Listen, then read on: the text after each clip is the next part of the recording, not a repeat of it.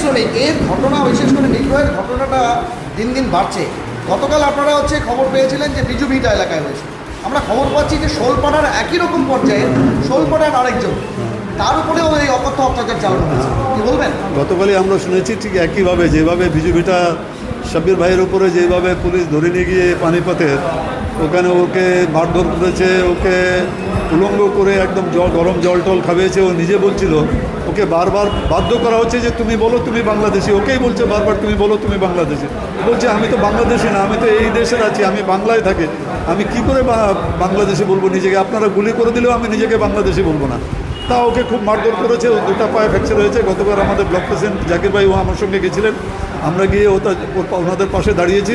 পাশাপাশি পঞ্চায়েত প্রধান, উনি যে পঞ্চায়েত প্রধান আছে অজিত সরকার, সেও সব ডকুমেন্টস ইনাদের পাঠিয়েছিল। ওখানে এর মা বাবার ডেথ সার্টিফিকেট, বাবা ছিলেন না শাব্দুল ভাই, ওনার ডেথ সার্টিফিকেট পাঠিয়েছিল। তারপরে ওনারা ছেড়েছেন। আমরা বলেছি, ওনার পঞ্চায়েত প্রধানকেও বলেছি তুমি ওদের পাশে দাঁড়াবে, আমরা এদের পাশে আছি। পাশাপাশি আমরা বিস্তারিতভাবে এই ঘটনাগুলো উপরেও জানাচ্ছি যে এটা ভারত দেশ একটা গণতান্ত্রিক দেশ। এখানে কোন রাজ্যের লোক কোথায় গিয়ে কাজ করবে এটা তো কেউ ঠিক করে দিতে পারে না।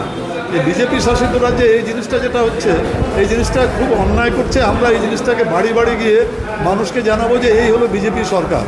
আপনারা যদি এখন কই সাবধান না হন, এখানের লোক তো পার্লামেন্ট ইলেকশনে বিজেপি সাংসদকে জিতিয়েছে, সে কি করছে?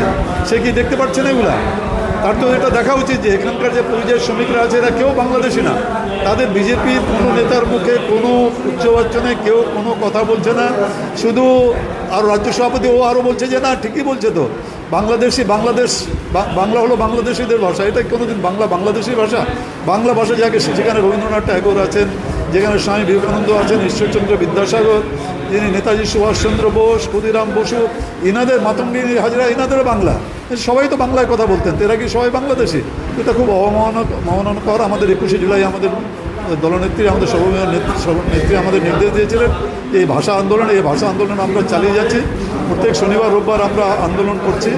আমরা এই আন্দোলনকে আমরা বাড়ি বাড়ি ঘরে ঘরে আমরা পৌঁছায় দেবো, মানুষকে বুঝিয়ে দেবো যে কীভাবে বিজেপি শাসিত রাজ্যে বাঙালিদেরকে হেনস্থা করা হচ্ছে বাংলায় কথা বলার জন্য।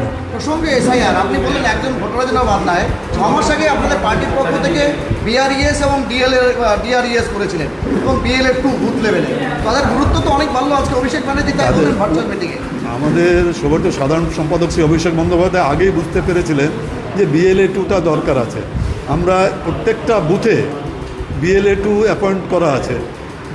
BLOর সঙ্গে BLA-2 যাবে।